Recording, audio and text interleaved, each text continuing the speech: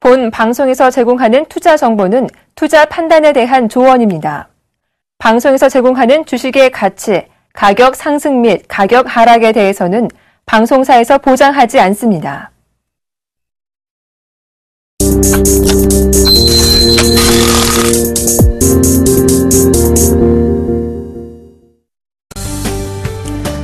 (9월 30일) 화요일 막상막하 투맨쇼 시즌2 포트폴리오 수익률 확인해 보도록 하겠습니다. 자, 먼저 정재훈 멘토의 포트폴리오입니다. 바로 어제였죠. 종목 추천 히든카드에서 KG ETS 종목을 편입 시도해 주셨는데요. 오늘장 2.41% 상승 마감하면서 현재 2.2%의 수익률 기록하고 있습니다. 여기에 내일장 SH에너지화학을 새롭게 편입 시도해 준다고 하셨으니까요. 전략 잘 참고하시기를 바랍니다. 자, 이어서 마스터 전문가님의 포트폴리오입니다. 캐스텍 코리아 종목을 종목 추천 히든카드로 편입 시도해 주셨는데요. 오늘장 1.6% 상승 마감하면서 현재 3%의 수익률을 기록하고 있습니다. 여러분들의 수익률을 책임지고 있는 막상막하 투맨쇼 시즌2. 과연 내일장에서는 어떤 수익률 변동을 기대해 볼 수 있을지 내일장도 막상막하 투맨쇼와 함께 하시기를 바랍니다. 안녕하십니까. 막상막하 투맨쇼 시즌2의 김혜영입니다. 자, 9월 시장 마무리가 됐습니다. 10월 시장, 가을의 계절, 수확의 계절이라는 말이 무색할 만큼 우리 주식시장에는 낙보주의보가 발령이 됐는데요. 10월 시장 실적 시즌을 본격적으로 앞두고 있는 가운데 실적에 관한 우려감이 굉장히 강한 모습입니다. 여기에 엔화 약세, 달러 강세, 조선업종 부진과 관련해서 여러 가지 악재들에 노출이 되어 있는 모습인데요. 자, 10월 시장 이런 악재들을 비켜서서 수확이라는 결실을 맺을 수 있는 그 해답, 막상막하 투맨쇼에서 오늘 그 해답을 얻어가시기 바랍니다. 자, 그럼 본격적으로 막상막하 투맨쇼 시작합니다.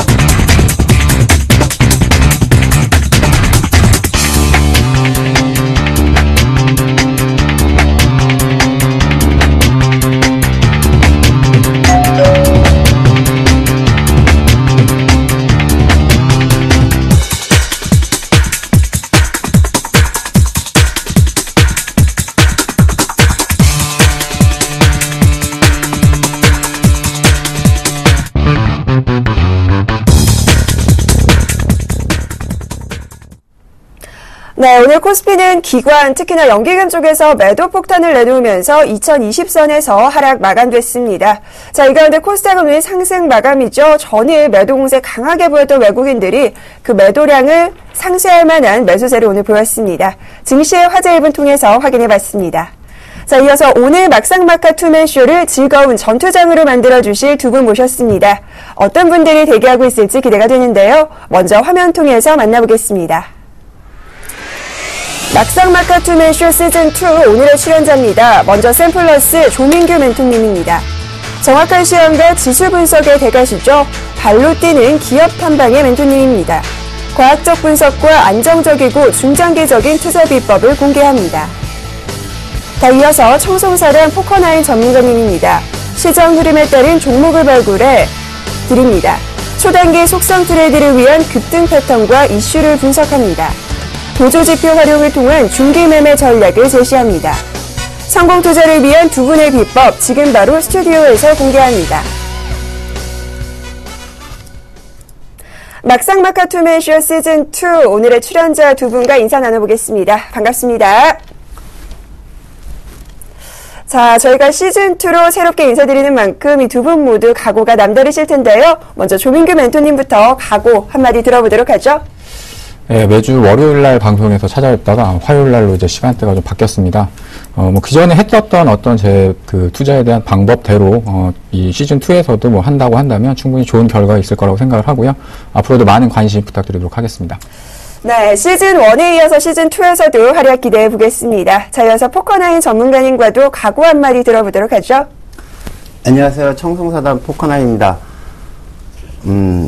단연간의 그 트레이딩 경험을 이용을 해서 서울경제TV 시청자 여러분들께 수익을 드리는 종목을 발굴하도록 노력하겠습니다. 감사합니다. 네, 알짜배기 종목 어떤 종목들 챙겨주실지 역시나 기대해 보도록 하겠습니다.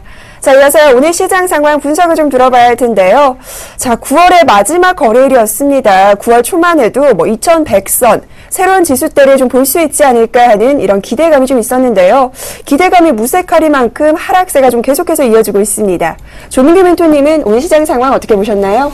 일단 뭐 외국인들 같은 경우에 이제 선물 시장 쪽에서 뭐 대규모로 매도세를 또 다시 한번 이끌어내는 모습들을 보였었고요. 지난번에 말씀드렸던 것처럼 종가상으로 2028포인트를 하회 마감을 할 경우에는 박스권의 흐름에서 이제 계단식 하락 패턴으로 좀 바뀔 수 있는 가능성을 좀 염두에 두셔야 된다. 그리고 그 이후에 어떤 지수로 본다라고 한다면 2000포인트 정도 수준까지는 추가적인 하락이 나올 수 있습니다라고 이제 방송에서 한번 설명을 해드렸었기 때문에 뭐 그러한 흐름들이 지금 방향성에 맞춰서 지금 진행이 되어지고 있다라고 좀 생각이 되어집니다. 뭐 후반부 들어서는 낙폭을 좀 축소시켜놓는 흐름들을 보였었지만 아무래도 뭐 9월 그다음에 이제 그 3분기의 어떤 실적 시즌 이제 마감이 되는 흐름들을 이제 보여줬고요. 그다음에 이제 10월 달로 넘어가면 3분기 실적 발표가 이제 다가오는 흐름들이 나타날 수 있으니까 이제 그런 흐름들에 있어서 선제적인 어떤 주가의 조정이 좀 나타났다고 생각을 합니다. 그래서 오히려 지금 현재 구간이라고 한다면 서서히 좀 저가 매수를 좀 유입해야 되는 구간대가 좀 온다라고 판단을 하고 있고요. 마찬가지로 계속해가지고 3분기 어떤 실적의 우려감들은 여전히 남아있는 부분들이지만 뭐 시간적인 부분이라고 한다면 충분히 뭐 기업의 어떤 제자리를 찾아가는 흐름들도 기대할 수 있다라고 판단하고 있기 때문에 지수보다는 확실히 좀 종목적인 관점, 그다음에 좀 낙폭이 좀 심하게 과다한 종목군들 쪽으로는 서서히 좀 분할 매수 관점으로 접근을 해도 크게 무리가 없는 그런 구간대라고 좀 판단하고 있습니다. 네, 저가 매수 유입 구간이 아닌가 말씀해 주셨고요. 지수보다는 종목을 좀 챙겨봐야 하는 시장인 것 같습니다. 자, 이어서 시장 분석 계속해서 들어볼 텐데요. 이 월말을 맞아서 윈도우 드레싱 효과를 조금 기대를 했는데 이런 기대감이 무색했습니다. 포커나인 전문가님 어떻게 보셨나요? 저 역시도 마찬가지였습니다. 월말에 1분기, 2분기에도 그 월말 윈도우 드레싱 효과로 인해 가지고 마지막 주에는 상승을 했었거든요. 근데 막상 이번 주에도 상승을 할 거라고 기대를 했었는데 이틀 하락을 하면서 그 트레이딩 하는 사람의 입장으로서 많이 좀 매매를 하기가 좀 어려웠지 않았나 그렇게 봅니다. 그리고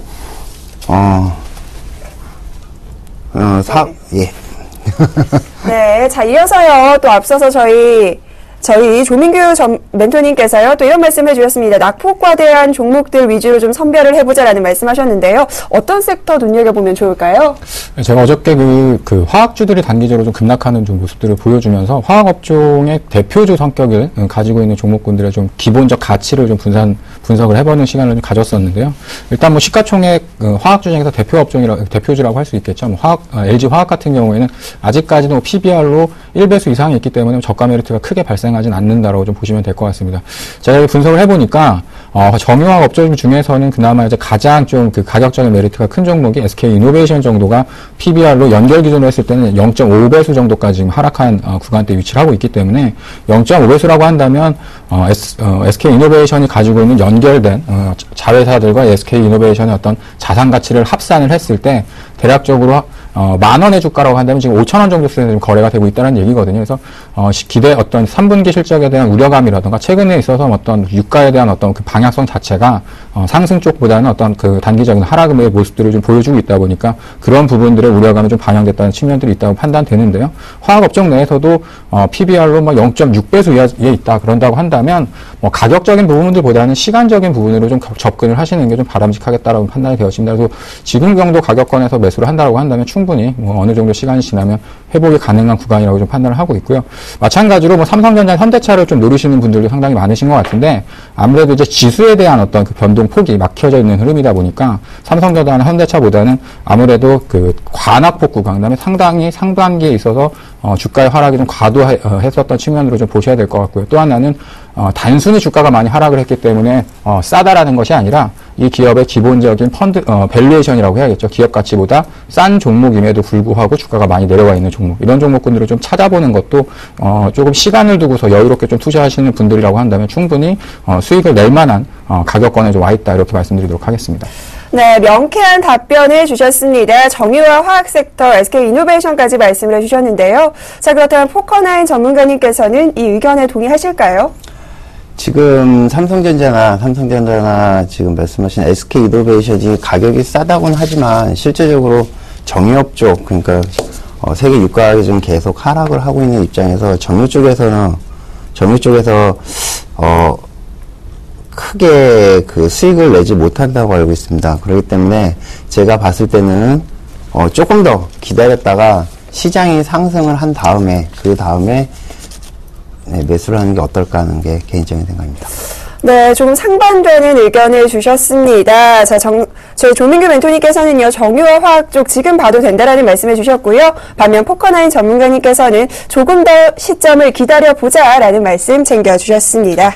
잠깐만 한마디만 더. 네, 아쉬운 부분이 있으신가 봐요. 네. 제가 말씀드리는 건 정유 화학 업종을 보자라는 말씀은 아니고요. 네. 그 중에서 이제 과대하게 낙폭이 커서 그 주가가 많이 하락을 했기 때문에 기업에 대한 본질 가치를 많이 훼손된 종목분들이 그 안에 있기 때문에 그 안에서 기업 가치가 많이 훼손된 대표적인 SK 이노베이션 정도를 말씀드린 거지, 정유화학 업종이 앞으로 좋아질 거기 때문에 이제 그러한 종목을 사야 된다, 그런 의견은 아니라고 말씀드리도록 하겠습니다. 네, 기업의 본질 가치가 좀 훼손된 종목 말씀해 주셨는데요. 그렇다면 여기에 대해서는 좀 동의하시나요? 그럼 기죠. 네. 네. 낙폭과대근 종목들 보자라는 의견은 두 분 모두 같은 말씀인 것 같습니다. 자, 이어서요. 공부하지 않은 자 투자하지 말라라는 격언이 있습니다. 오늘도 주식시장 울렁증으로 고생하시는 분들 위해서 저희가 준비한 코너죠. 투자의 먹잇감을 한 발 앞서서 확인해보는 시간입니다. 이슈 토크 배틀, 오늘 주제는 어떤 이슈가 선정됐을까요? 화면 통해서 먼저 만나보겠습니다. 3분기 어닝 시즌이 코앞으로 다가왔습니다. 시장은 그 어느 때보다 실적에 관심을 쏟고 있는데요. 최경환 노출범에 따른 정책 기대감에 박스권 탈출을 시도했던 코스피 지수가 수급 불안으로 다시 박스권에 갇혀 시장은 3분기 실적에 기대를 걸고 있습니다. 하지만 3분기 실적 전망은 어둡기만 합니다. 2012년부터 이어지는 3년 연속 역성장이 불가피할 것으로 예상되고 있는데요. 이래저래 3분기 어닝 시즌은 기대감보다 이익 하향 조정과 어닝 쇼크에 대한 우려감이 더 큰 상황입니다. 하지만 아직 희망은 있습니다. 8, 9월 주춤했던 배당주가 다시 주목을 받으면서 배당 풍년에 대한 기대가 시장을 견인할 것이라는 예측이 제기되고 있습니다. 배당과 관련한 프로그램 매매는 보통 10월 선제적으로 유입되는 경우가 많았습니다. 현 시점에서는 배당 투자에 대한 여건이 더욱 좋다는 관측도 나오고 있는데요. 3분기 실적 발표를 앞두고 어닝 쇼크 우려에 비상이 걸린 국내 증시. 과연 배당 기대감에 되살아날 수 있을지, 잠시 후 스튜디오에서 이와 관련된 본격 토크 배틀이 시작됩니다. 네, 오늘 주제는요, 무서운 어닝 쇼크 속 배당주의 매력을 기대해봐도 될까라는 이슈로 토크 배틀 진행해 보겠습니다. 뜨거운 한판 설전이 오늘도 기대가 되는데요. 먼저 조민규 멘토님과 이야기 나눠봅니다. 자, 멘토님. 예. 먼저 이제 본격적인 3분기 실적 시즌이 다가오고 있는데요. 예. 어닝 쇼크, 이 부분 어떻게 보시나요? 일단 뭐 방송에서도 마찬가지고 뭐 증권을 하시는 분들 같으면은 뭐 어닝 쇼크에 대한 부분들을 뭐 귀가 따갑도록 어느 정도 들으셨기 때문에 그에 따른 어떤 주가 하락은 어느 정도 현재 시장에 좀 반영이 되겠다라고 생각이 되어집니다. 다만 이제 어닝 쇼크 이후에 앞으로 이제 좀 다시 좋아질 수 있느냐, 이런 기대감들이 있어야지만 이제 주가가 다시 살아날 수 있을 텐데, 아직까지는 실적에 대한 어떤 불확실성이라는 것들이 좀 남아있는 부분들이 있고요. 그다음에 실질적으로 뚜껑을 따지 않았습니다. 그래서 계속해가지고 시장에서 전망치, 그 다음에 우려감에 대한 어떤 심리적인 부분들 때문에 주가가 하락했던 부분들이 있기 때문에 이 부분들은 실질적인 실적을 확인하고, 그 다음에 투자자들이 이 정도까지는 우리가 어느 정도 알고 있었던, 예측할 수 있었던 부분이었다라고 한다면 주가가 좀 좋아질 수 있겠지만, 그렇다고 해가지고 거기서 지금의 어떤 구간에서부터 뭐 어떤 3분기 실적만 가지고 주가가 하락을 하기는 좀 힘들다라고 봅니다. 다만 4분기, 그 다음에 내년에 어떤 이익 성장치가 좋아지는 모습들이 나올 수 있는 부분들이 이제 있느냐, 이 부분이 이제 주가가 좋아질 수 있느냐, 아니면 계속 현재 주가 수준에서 계속 머물러지는 어떤 흐름들이 나올 수 있느냐, 이 측면을 좀 보시면 될 것 같고요. 그러니까 결론적으로는 그렇습니다. 3분기 실적을 확인해야지만 이 어떤 그 우려감이라는 것들은 해소가 될 수 있다. 이렇게 좀 정리해서 말씀드리도록 하겠습니다. 네, 아무래도 주가에는요, 이미 실적 우려에 관한 부분이 선 반영되어 있기는 하지만 불확실성 좀 보고 가자라는 말씀 챙겨주셨습니다. 자, 그렇다면 포커나인 전문가님, 3분기 말고 4분기는 실적이 좀 어떨까요? 3분기까지 실적이 상당히 안 좋았기 때문에 4분기에는 이제 좋을 거라는 기대감보다는요, 4분기 역시도 지금 원화나 달러의 영향을 받고, 그 다음에 엔화 약세로 인해가지고 많은 좀 악재가 있다고 보고 있습니다. 그리고 실제 회사 쪽에 그 실적도 그렇게 좋지 않기 때문에 4분기에도 조금 어렵지 않을까. 물론 3분기 실적이 공포감이 없어지면 단기 반등은 나올 수 있겠지만 추가적인 아주 큰 상승보다는 하방 쪽으로 지금 계속 보고 있습니다. 자, 이어서요, 조민규 멘토님께 제가 좀 개인적으로 여쭤보고 싶은 건데요. 오늘 세월호 특별법이 드디어 이제 통과가 됐습니다. 이와 관련해서 최경환 노믹스 이런 정보 정책들도 어느 정도 이제 정부적으로 활성화가 되면 탄력을 좀 받을 수 있을까요? 저는 이제 개인적으로 저한테 질문하신다고 해가지고 이제 전화번호를 물어보신 줄 알았는데. 예, 일단은 그런 부분들이 있을 수 있겠죠. 어떤 정부 정책에 대한 기대감이라던가 어떤 입법에 대한 부분들을 가야 되는 상황에서, 계속해가지고 좀 어떤 정치권에 있어서 어떤 합의가 도출되지 않는 모습들을 보여주고 있다 보니까 실질적인 어떤 민생이라던가 경제와 관련된 정책들이 실질적으로 좀 지연되는 모습들이 좀 나타났습니다. 사실은 그런 부분들도 우리나라의 어떤 증시가 상승으로 가는 데서 좀 악재로서 좀 작용되지 않았나로 판단이 되어지는데요. 일단 어떤 정치적이라던가 혹은 경제적인 부분에서 나타날 수 있었던 우려감들의 어떤 첫 번째 합의점을 좀 도출했다는 부분들에 있어서는 차후에 나타날 수 있는 어떤 정책적인 어떤 기대감, 그다음에 경기 부양에 따른 어떤 효과들을 조금 더 앞당길 수 있는 노력들을 좀 할 수 있는 그런 가능성이 좀 나타나지 않을까 좀 판단이 되어집니다. 하지만 뭐 그런 것들이 지금 당장의 어떤 증시에 미칠 수 있는 영향은 좀 제한적이라고 좀 판단하고 있습니다. 네, 당장 증시에 미칠 만한 영향력은 조금 제한적이다라는 말씀 챙겨주셨는데요. 포커나인 전문가님은 이 의견을 좀 동의하시나요? 그쪽 정치권들이 여야를 포함해가지고 지금 상당히 많은 민생 법안을 갖다가 처리를 못하고 있는데, 이번에 합의로 인해가지고 다른 민생 법안도 처리를 하고, 그렇다면 우리 주식시장에도 많은 좀 좋은 영향을 끼치지 않을까 생각합니다. 자, 저희가요, 어닝쇼크 실적과 관련된 부분 계속해서 얘기를 해봤는데요. 이번에는 배당주에 관해서 얘기를 좀 해봐야 할 것 같습니다. 자, 멘토님. 예. 아무래도요, 실적에 관한 우려감에 관한 이 이목들이 배당주로 좀 쏠리고 있습니다. 이 부분 어떻게 보시나요? 사실상 지금 현재 시장에서 나타나는 부분들은 배당에 대한 어떤 기대감도 있겠지만, 그 배당과 관련된 기업들이 어떤 경기 방어주적인 성격을 가진 기업들이었기 때문에 사실은 주가의 탄력도가 좀 좋았다라고 좀 판단을 하고 있습니다. 특히 3분기 실적이 안 좋은 상황에서 배당이 늘어날 수 있는 가능성이 현저하게 낮기 때문에 그나마 좀 실적이 꾸준하고 안정적으로 나올 수 있는 어떤 통신주라던가 이런 쪽의 어떤 주가 상승률이 높았던 이유는 기업의 어떤 성장성에 대한 기대감보다는 말씀하셨던 것처럼 어떤 배당에 대한 기대감, 그런 부분들이 경기 방어주적인 성격을 가졌었던 종목군들 쪽으로 좀 자금적인 부분들이 좀 몰려들었다고 해야 될까요? 이런 부분들로 좀 작용됐다고 판단을 하고 있고요. 마찬가지로 실적이 안 좋은 상황에서 배당에 대한 기대감 자체도 현저히 낮아질 수 있다고 판단이 되어집니다. 근데 다만 이런 부분들은 들 수 있겠죠. 주가가 싼 상황에서 이제 배당주를 잘 선택을 한다고 한다면 어떤 기대 수익률, 그러니까 주가 대비 배당 수익률에 대한 부분들은 기대할 수 있는 부분들이 있기 때문에 주식이 쌀 때 사서 기업의 어떤 실적이 좋아지고 그다음에 그 배당 주가에 대한 어떤 추가적인 상승도 놓을 수 있겠지만 배당을 받는다고 한다면 어떤 그 가격적인 메리트와 함께 배당에 대한 기대감을 받을 수 있다. 다만 어떤 최근 들어서 배당주들이 상승을 했다. 그렇기 때문에 뭐 배당에 대한 기대감이 증시에 반영됐다. 이렇게 좀 판단하고 있지는 않습니다. 자, 그렇다면요. 포커나인 전문가님께서는 이 시점에 배당주 괜찮다라고 보세요?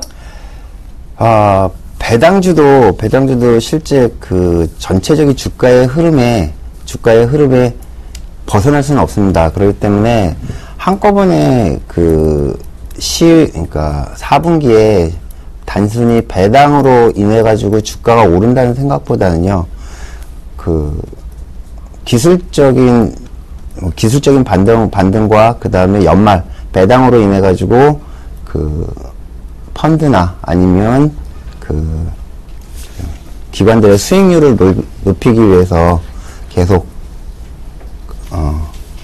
매수를 하는 게 아닐까 저는 그렇게 보고요. 네. 큰 기대보다는 일단 시장이 살아야지 배당주도 살고요. 네. 그다음에 배당이 어느 정도 뭐 주가가 좀 안정적이어야지 배당주 매매를 할 수가 있기 때문에 주가가 좀 올라야 되지 않나. 네, 그렇게 봅니다. 네, 주가의 안정성을 또 말씀을 해주셨습니다.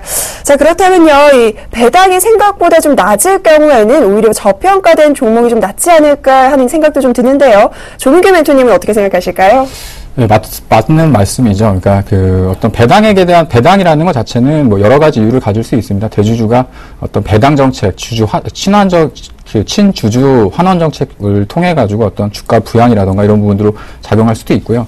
혹은 실적이 과도하게 좀 잘 나와가지고 배당을 풍부하게 하는 경우들이 발생할 수 있는데 지금 현재 같은 경우는 실적에 대한 기대감들보다는 전통적으로 배당을 좀 많이 했었던 기업들 쪽으로 어떤 좀 관심이 좀 많이 들어가 있는 상황이라고 좀 보시면 될 것 같습니다. 그다음에 이제 그 3분기 실적과 우리가 배당에 대한 부분들을 얘기를 하면서 최근 들어서 어떤 시장의 분위기가 왜 이렇게 조금 힘을 못 쓰고 있는지 우리가 좀 살펴볼 필요가 있을 것 같은데요. 네. 준비된 자료 화면 보시면서요. 한 가지씩 좀 설명을 좀 해드리도록 하겠습니다.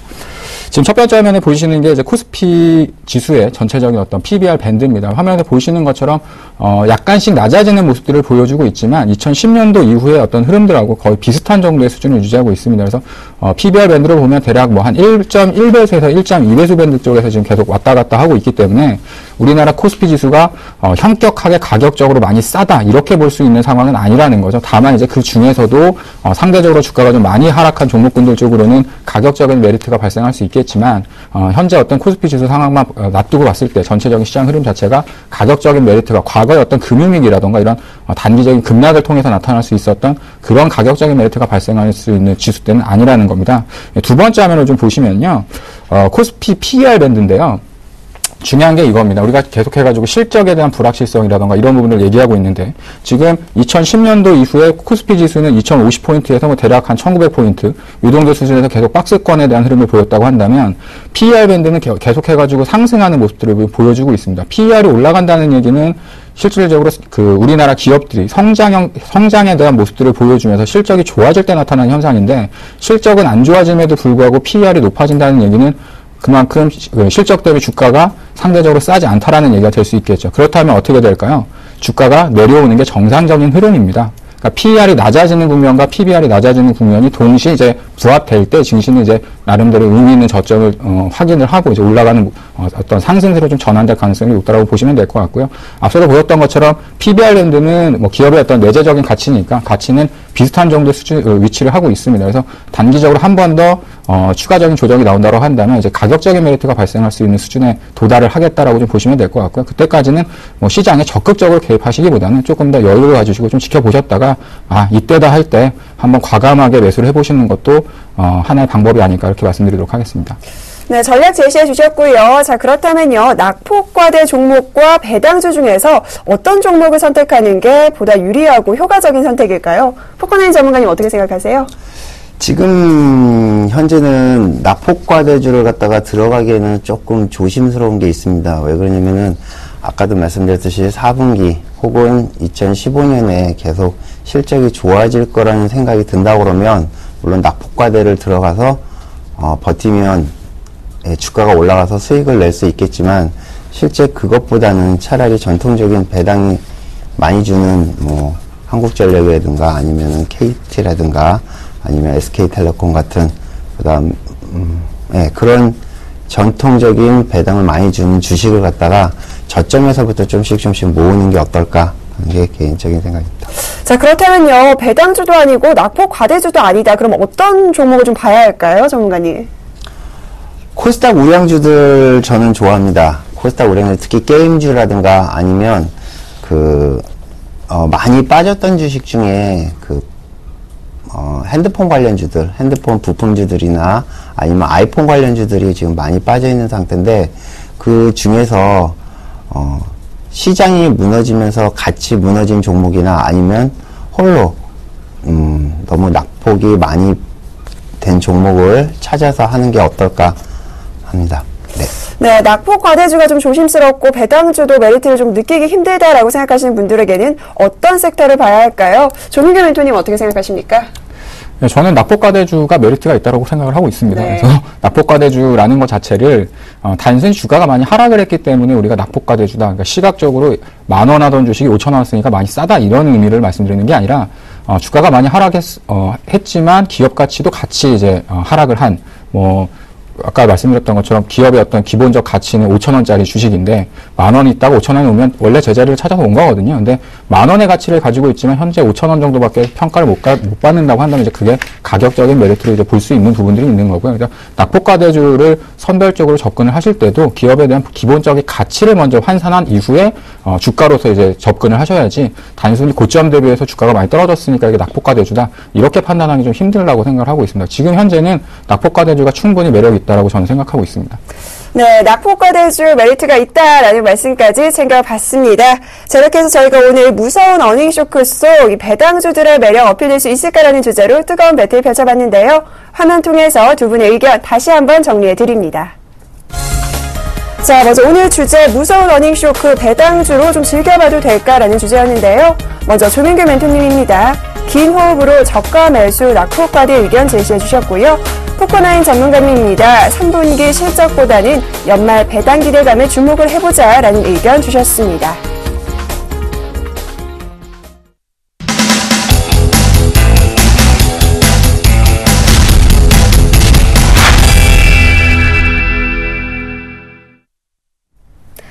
네, 이미 막상막하 투맨쇼 시즌1에서는요, 전설이 되어버린 종목들이 있습니다. 막상막하 투맨쇼 시즌2에서도 이런 종목 저희가 선정해 드릴 텐데요. 대박 기운을 점지한 종목 추천 히든카드.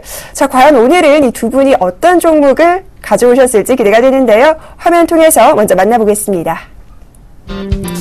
자, 먼저 조민규 멘토님의 오늘 종목입니다. 유닛 테스트 갖고 오셨네요. 저희가 추천 포인트 살펴보도록 하죠.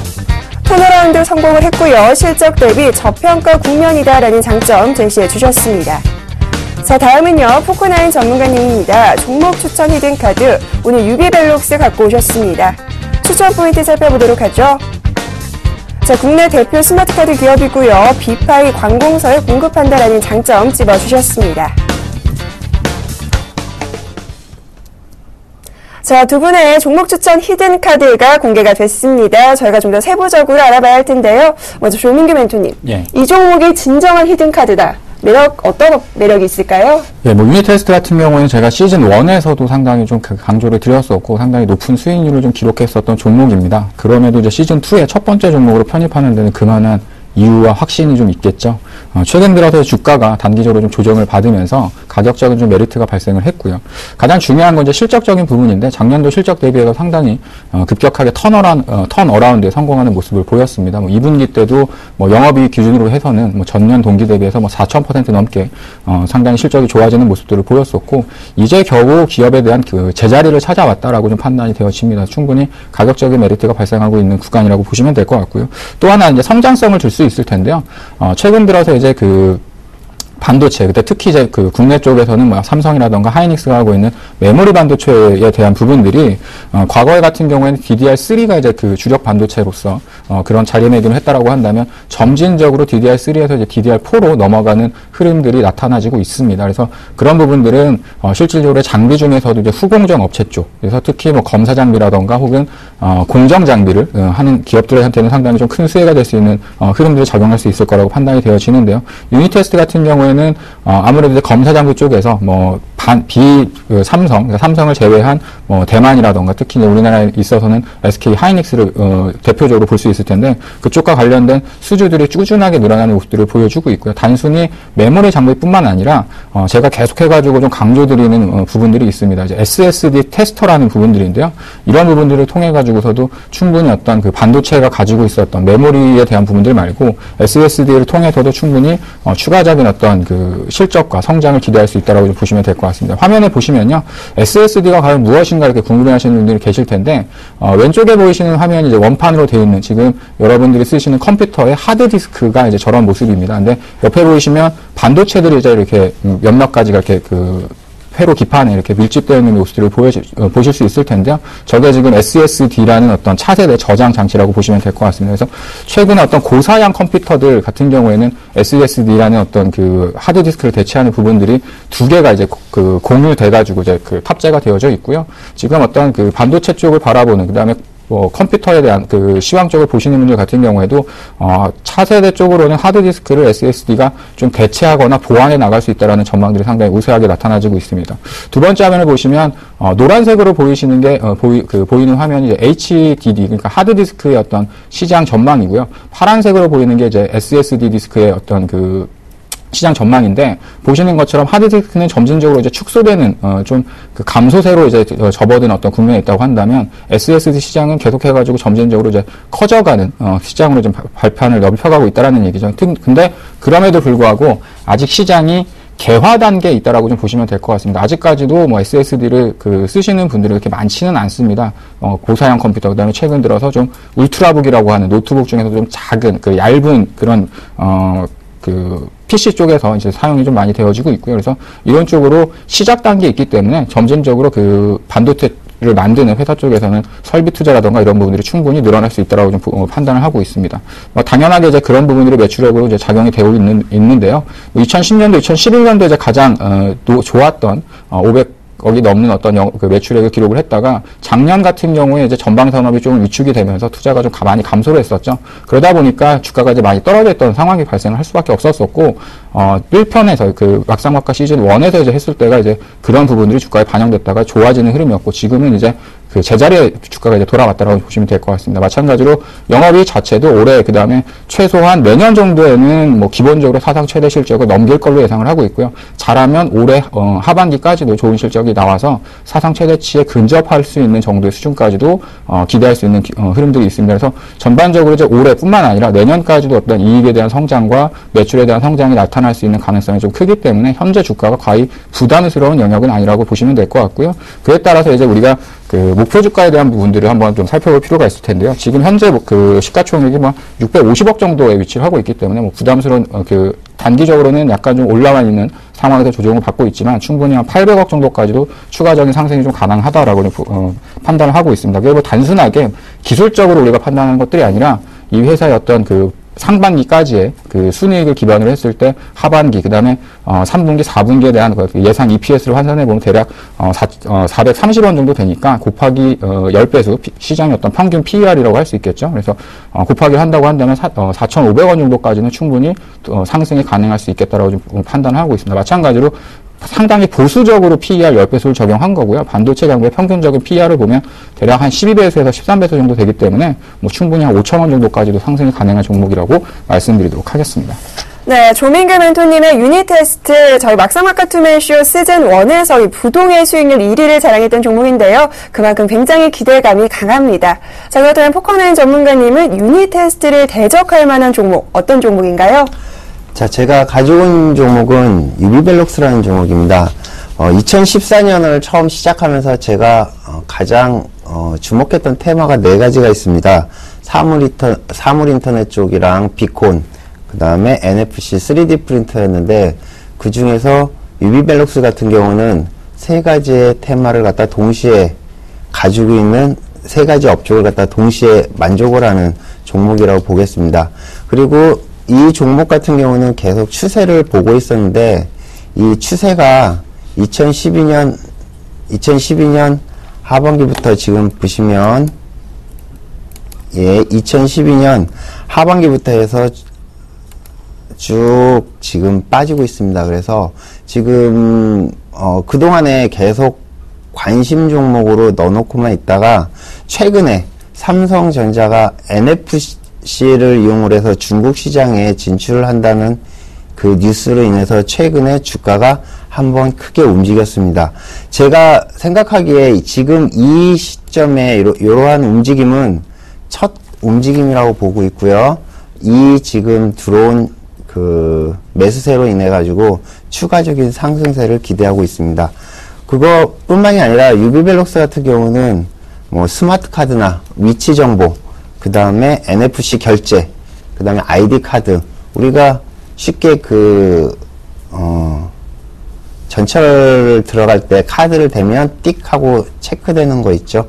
그것도 NFC, 근거리 통신망을 이용을 해서 하는 것이고, 이 말고 비콘 단말기, 자회사를 통한 비콘 단말기도 계속 확대를 하고 있고요.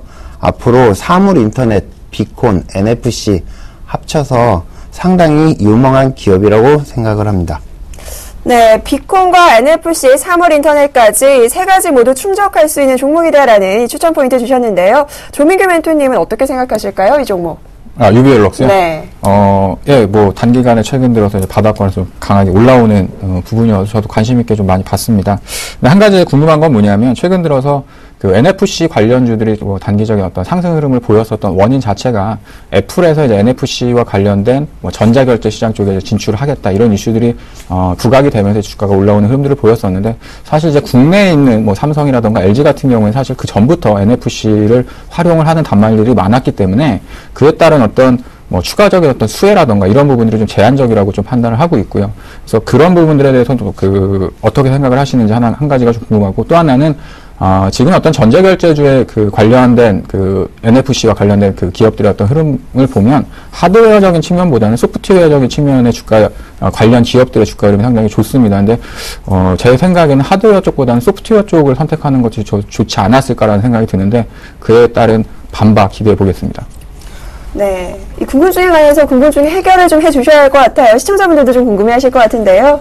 어떻게 생각하십니까? 지금 결제 관련한 소프트웨어나 결제 관련주들을 갖다가 지금 저도 보고 있는데, 실제 제가 그러니까 방송에 나와서 종목을 추천하는 게 처음이라서, 과연 어떤 종목을 할까, 어떤 종목을 추천을 할까 많이 고민을 했습니다. 그런데, 실제 너무 오른 종목을 추천을 하기보다는 앞으로 오를 종목, 그러니까 성장성이 있는 종목을 추천을 하는 게 옳다고 생각을 해서 유비벨록스라는 종목을 선택을 한 거고요. 실제 실적도 지금 유비벨록스 같은 경우는 실적도 그닥 그렇게 지금 좋은 상황은 아니지만 앞으로 삼성이나 말씀하신 애플과 같은 그런 통신기부터 시작을 해서 스마트 카드, 그 다음에 스마트 카까지 앞으로 계속 확대될 거라고 생각을 해서 추천을 해드렸습니다. 네, 성장 가치를 보시고 좀 고심해서 가져오신 것 같습니다. 자, 그렇다면요, 반대로 조민규 멘토님의 유니테스트, 좀 걱정되는, 우려되는 부분은 없으세요? 제가 기술적으로 보면 이미 조금 올라와 있는 흐름이 나오더라고요. 유니테스트 같은 경우는. 네. 그래서 유니테스트 같은 경우는 이미 기술적인 분석으로 보면 네. 가장 안 좋은 흐름이라고 얘기를 하는 21선에 부딪혀서 떨어지는 흐름이거든요. 그렇기 때문에 제가 봤을 때는 차라리 한 3,100원대 초반에서 반등을 확인하고 하시면 어떨까 하는 개인적으로 그렇게 생각합니다. 물론 네. 저도 SSD를 사용을 하고 있고요. 네. SSD의 성장성이나 그거는 의심을 하질 않습니다. 그리고 지금 120기가에서 이제 256 지금 이제 1TB까지 나오는데 앞으로도 추가적으로 SSD 시장은 많이 커질 거라고 생각을 하고 있고요. 그렇다면 장비 업체는 괜찮을 거라고 생각을 합니다. 자, 기술적인 부분을 좀 짚어주셨습니다. 자, 21선에 부딪혀서 좀 떨어지는 추세 아니냐, 위험하지 않나냐는 말씀해 주셨는데요. 어떻게 보십니까? 예, 저는 뭐 충분히 싸다라고 생각합니다. 3,100원에 와도 좋은, 3,100원 정도에 뭐 편입할 수 있으면 더 좋은 기회가 될 수 있겠고요. 근데 주가라는 건 사실, 저도 주식을 한 20년 넘게 해왔지만, 알 수 없더라고요. 내일 주가가 떨어질지 오를지는 알 수 없습니다. 그래서 3,100원이 올 수도 있겠지만, 안 올 수도 있기 때문에, 일단, 나중에 올라간다라는 확신이 있으면 조금 비싼 가격에 좀 사더라도, 지금 구간이라면 충분히 가격적인 메리트는 발생한다고 생각이 듭니다. 3,800원이 넘어갔던, 흐름들에서도 또 매수했었던, 매수를 하셨던 분들이 있기 때문에, 이 정도 가격이면 충분히 가격적인 메리트는, 충분히 있다라고 판단을 하고 있고요. 그 가격 기다리다가, 더 올라가 버리면 또 놓칠 수 있기 때문에, 저기서부터는 서서히, 분할 매수하셔도 충분히 가능할 수 있다고 봅니다. 근데 다만 이제 방송이라는 것 자체가, 분할 매수라는 것들이 이제 저희가 할 수 없기 때문에, 이 정도 구간에서 충분히, 저가 매수를 하는 것도 하나의 방법이라고 판단을 하고 있고요. 그래서, 지금 기술적 분석이라고 말씀을 하셨었는데, 지금 이제 일봉상으로 보면 그런 흐름들이지만, 차후에 이제 그 유닛 테스트의 주봉을 좀 보시면요. 지금 구간대에서 충분히 가격적인 메리트를 많이 받았습니다. 그래서, 지난번에 어떤 그 단기적인 이슈를 통해가지고 주가가 한번 밀릴 때 3,100원 정도까지 한번 주종을 보였었지만, 계속해가 좀 저가 지지를 받고 있는 구간대라고 좀 보시면 될 것 같고요. 월봉에서도 마찬가지입니다. 지금 지난달에도 주가가 한번 큰 폭으로 상승을 했다가 이제 한 달 정도, 이번 달에 이제 9월달에 들어서 약간 좀 주춤하는 모습들을 보여주고 있거든요. 그래서 가격적인 조정은 어느 정도 마무리 국면에 들었다고 판단을 하고 있고요. 다시 한번, 추가적으로 이제 쉴 만큼 쉬었기 때문에 위쪽으로 다시 이제 상승할 수 있는, 터닝 자리가 되지 않았나, 이렇게 생각을 해가지고, 내일장에서 좀 편입을 해보려고 하고 있습니다. 네, 가격적 메리트는 여전하다라는 말씀 챙겨주셨는데요. 그렇다면 저희가 매매 전략도 세워봐야겠죠. 먼저 조민규 멘토님 종목부터 매매 전략 챙겨보겠습니다. 예, 첫 번째로 유니테스 같은 경우에 매수가는요, 오늘 종가가 3,300원인데 3,250원 정도 수준이면 매수를 하셔도 편입을 해도 괜찮은 가격권이라고 판단을 합니다.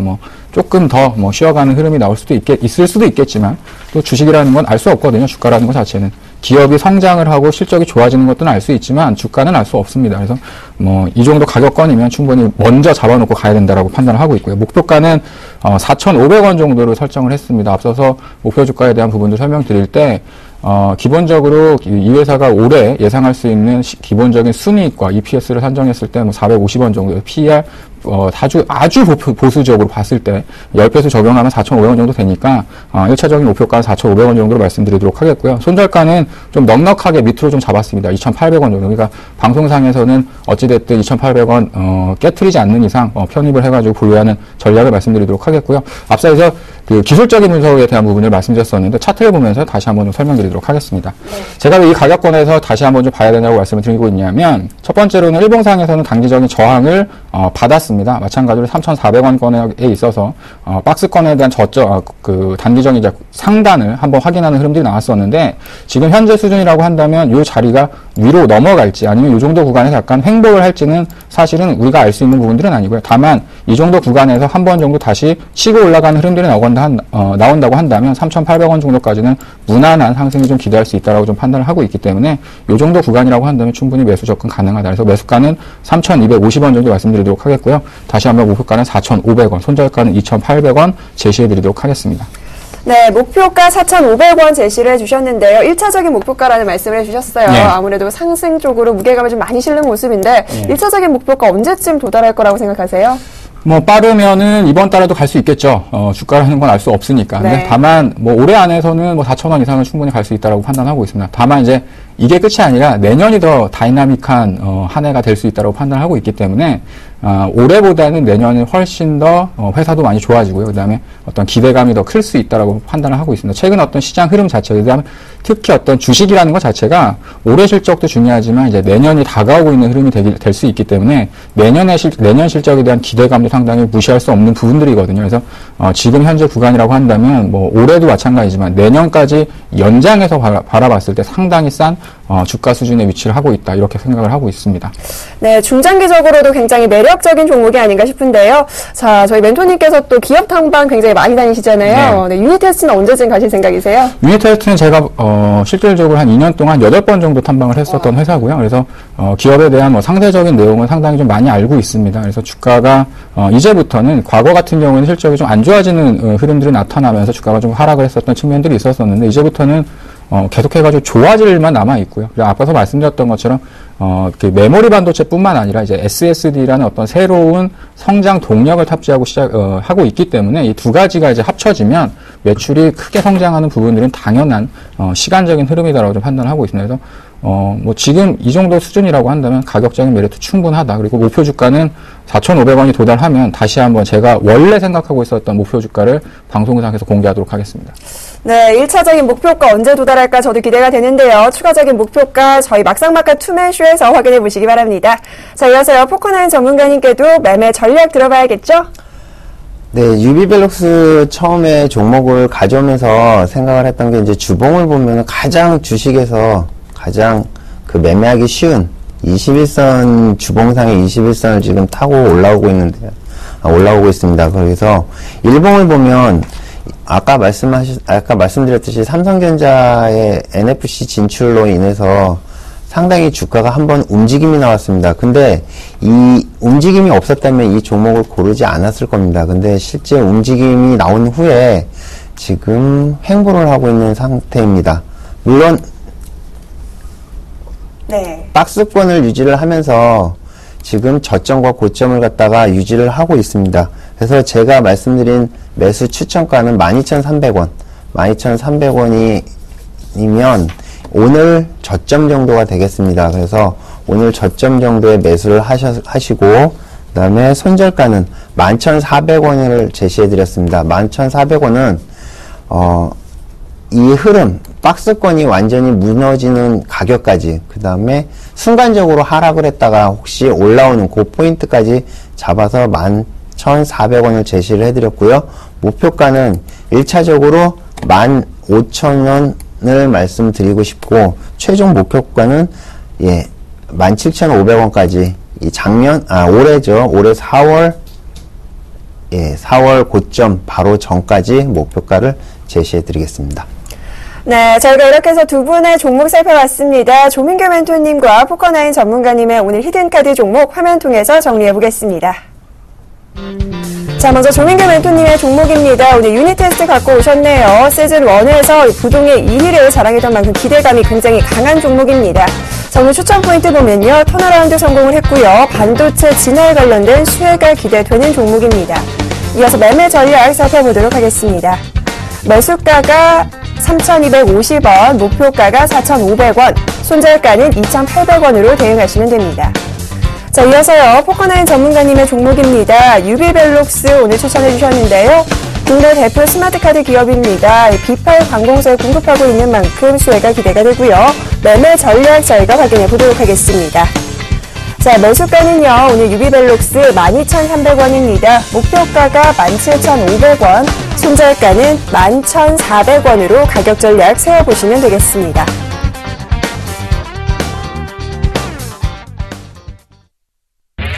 검색창에 샘플러스를 입력하시고 전문가 방송을 클릭하시면 서울경제 특급 전문가들이 여러분의 수익률을 책임집니다. 주식 투자 샘플러스와 함께하세요. 네, 막상막하 투맨쇼 시즌2 아쉽지만 저희가 준비한 소식은 여기까지입니다. 오늘 함께해 주신 조민규 멘토님과 포커나인 전문가님 여기서 보내드리도록 하죠. 오늘 수고하셨습니다. 네, 저희는 내일 이 시간 또 다른 차별화된 이슈와 종목으로 다시 인사드리도록 하겠습니다. 함께해 주신 여러분 고맙습니다.